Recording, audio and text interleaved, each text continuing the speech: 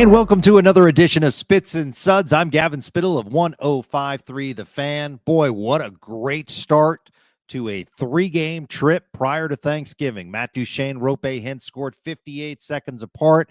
In the third, the Stars with a 4-2 win against the Lightning in Tampa. Terrific outing for your Dallas Stars as they take on Carolina on Monday night, and then they have the Blackhawks on Thanksgiving Eve. Thank you so much for joining us and supporting Spits and Suds. We truly appreciate it. Some thoughts on the game for you before we look ahead to Carolina, as well as a coaching change in the NHL. Want to give credit to Peter DeBoer out of the gate.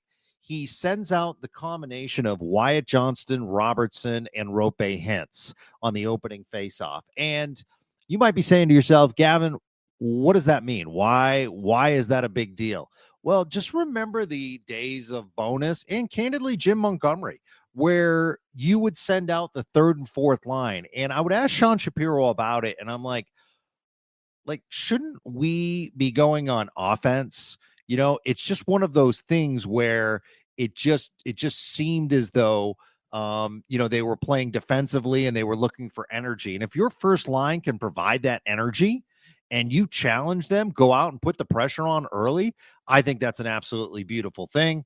The Stars did fall behind early, and that is due to Anthony Cirelli, who's just a terrific player. And both goals, basically, there weren't much that Jake Ottinger could do. Just over 4 minutes into the game, Cirelli comes up with his strong play. So that was a play where, it's a tough position for Matt Dumba to be in because you have a free skater to the side of the net, and he had Cirelli tied up pretty well.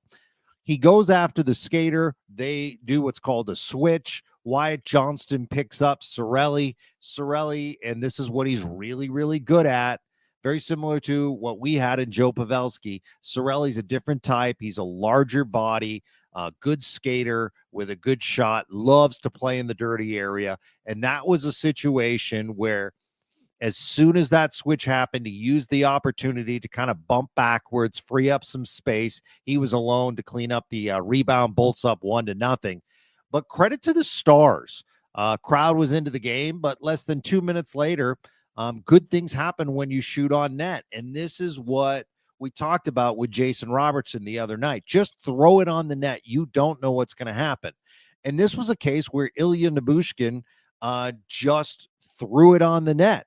And Lyubushkin continues to be probably one of the top stories along with Matt Duchene as far as having really, really solid early 24-25 campaigns.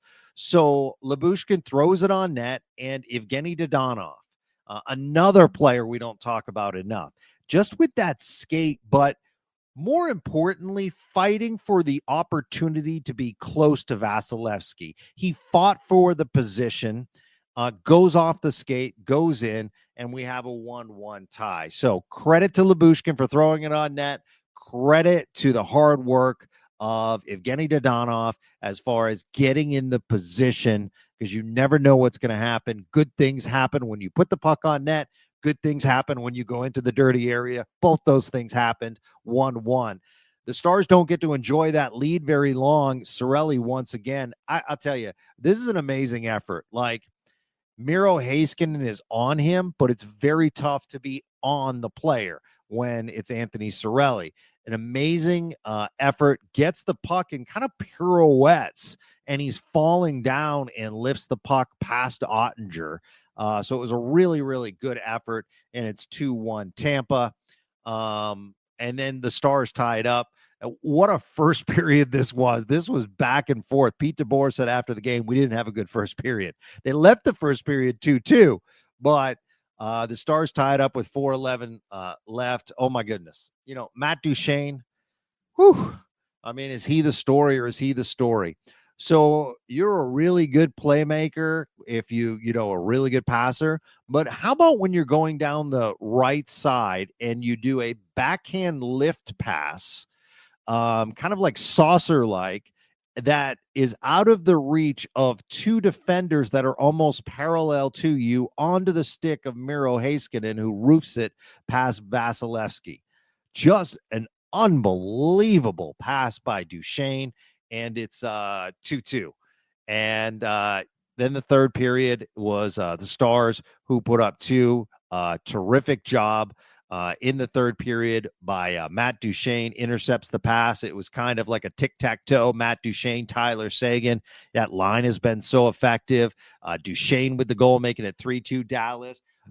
Although he's not credited on the play, if you watch the replay on that, when the goal is scored, also look at where Mason Marchment is. Like I said, will not show up on the score sheet, but Mason Marchment is to the left side of the net if you're facing the net. Why is that important?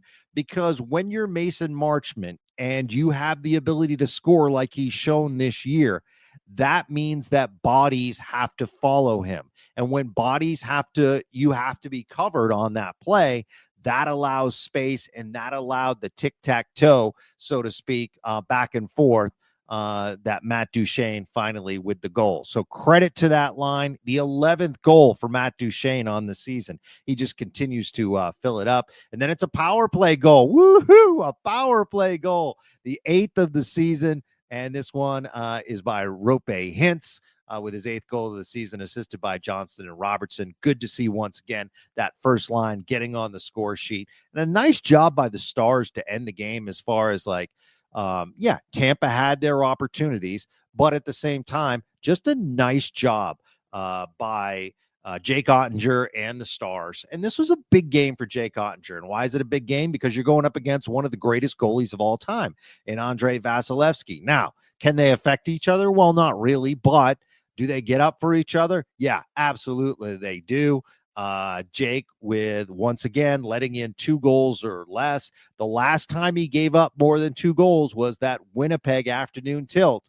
But since then, 2 goals against Tampa, 2 goals against San Jose, 1 goal against Minnesota, 2 against Boston, and 1 against Pittsburgh. All of those have been well above 900 save percentage. Last night, 931. So his goals against and his save percentage rise now at 2.23. He's among the leaders in goals against. He is among the leaders in save percentage. He is among the leaders in wins. So that, to me, is one heck of a season for your goal. And he made some key saves against Tampa. Like I said, I can't blame the 2 that went in. Those things are going to happen. It's very, very tough to clear against a player like Cirelli. But you also have to look at, you left Kucherov off the goal scoring sheet, and that's pretty impressive on itself. Tampa has some really, really good players and some lines that can be effective, and the Stars shut them down. So a nice defensive effort as well. And like I said, a great way to start this road trip.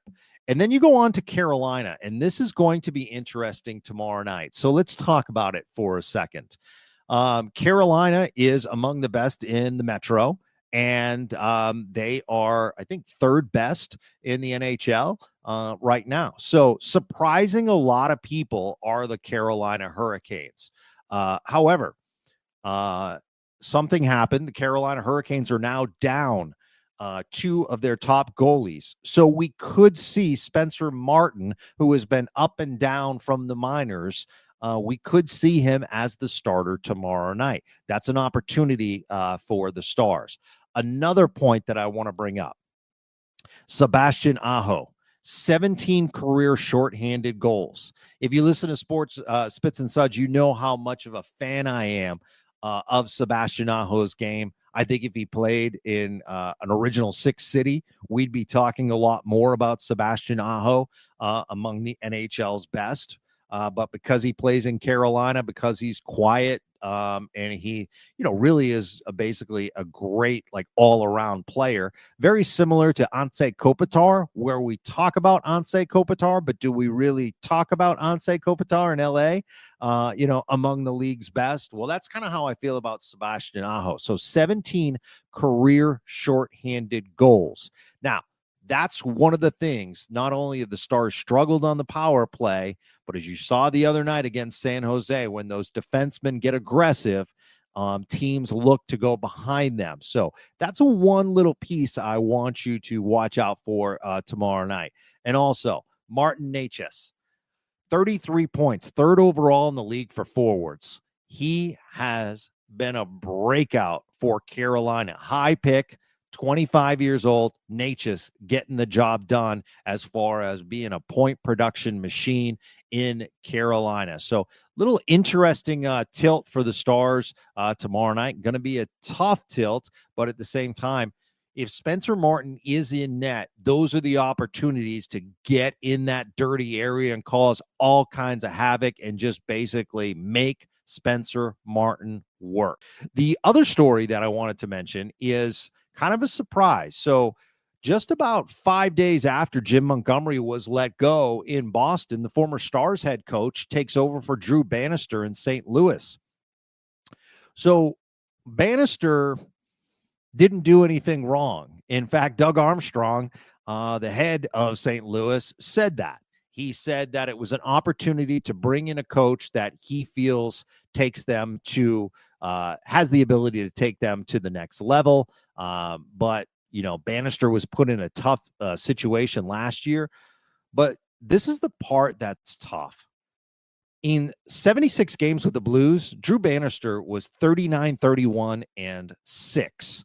So, and really has had the job probably about a year and a week. And that's the NHL today.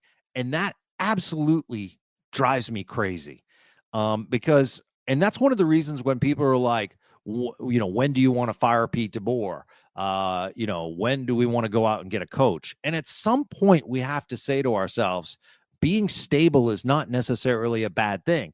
And why would you want to get rid of a coach that has taken you to 2 straight Western Conference finals? A coach that's well respected around the league. There's a reason why Pete DeBoer is going to be helping coach Team Canada. He is extremely well respected. Now, if the Stars start to struggle, maybe that's a situation where we can have those conversations. But, you know, you're fighting for the Central Division lead. So if you lose a game, you know, it's one of those situations that you have to let it play out. And to me, that rope has to be long.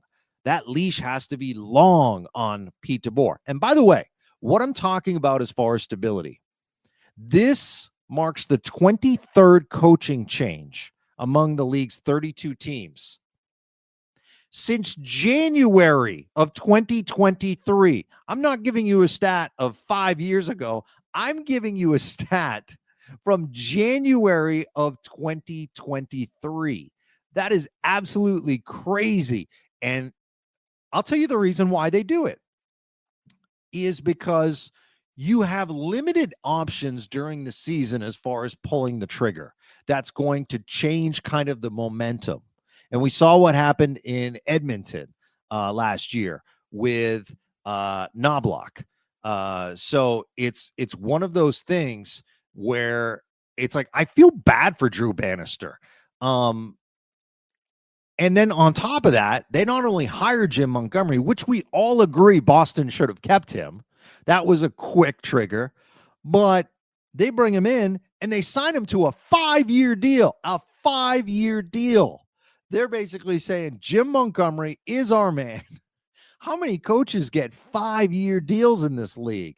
So just, whew, it's one of those things where it just has you kind of shaking your head. So I really hope that Drew Bannister gets picked up in some capacity. I know he has a lot of assistant coach experience as well. Successful run in the AHL with Springfield. So hope to see him back coaching in the league soon. But I just hate when coaches get let go. But let's give a credit to Doug Armstrong. If this pays dividends, this is the coach he wanted. This is the coach that he brought on the bench when the Stars let Jim Montgomery go. So therefore, this is his guy. He feels strong. He feels as though Jim Montgomery can build this team and take them to the next level. At Crow Wi-Fi says, simply said, that was a good Stars win. Need more, please. Yeah, I completely agree with you. It was a massive, massive victory. And, one of the things, let's mention, they had the big win in Minnesota against the team that was ahead of them. This is a really, really solid win against, like I said, a top-tier goalie who's having a terrific season, but also a top-tier team. A team that kind of people forget about since Steven Stamkos left, but at the same time, really nice pieces. This is a playoff Tampa team. So really, really nice win. Our friends at Locked On Stars, Joey Erickson, who I jumped on their podcast. We did kind of a podcast collaboration. You can check that out on Spits and Suds. He says, myself and Gavin both agreed on Friday. Jim Montgomery will be back soon. But wow. Yeah, absolutely. It's kind of taken the NHL by surprise. But, they felt as though they wanted to get a coach in there, and they were afraid that Montgomery was going to get picked up quick. That's what it comes down to. Doug Armstrong did not want to lose Jim Montgomery or the opportunity to hire him. So we'll be back after tomorrow night's game. Really excited about Carolina. And they're another really good team. And then it's on to Chicago, who is Stars have beaten them twice, but a much improved Chicago Blackhawks squad. So it's going to be interesting the next few games. It'll be interesting to see when we see Casey DeSmith. I'm anticipating we'll see Casey DeSmith in Chicago, but we'll see on that. But it's very tough at this point to sit Jake Ottinger with the play and how the team has responded to him. So once again, thank you so much for listening to these episodes. This has been an amazing week. We've had 5 new episodes, and we'll just continue to keep turning them out because you guys are continuing to download at a record pace. And don't forget, leave comments, tell your friends, let's grow this thing together. It's really, really important. We want to break that 200,000 download mark. And that is an amazing mark when you think about it for a hockey podcast that's local. But I know we can do it, Spits and Suds teammates. I absolutely know we can do it. So for producer Gregory Finley, I'm Gavin Spittle. You know what? We'll talk to you right around the corner because Carolina is up next right here on Spits and Suds. Have a great day, everyone.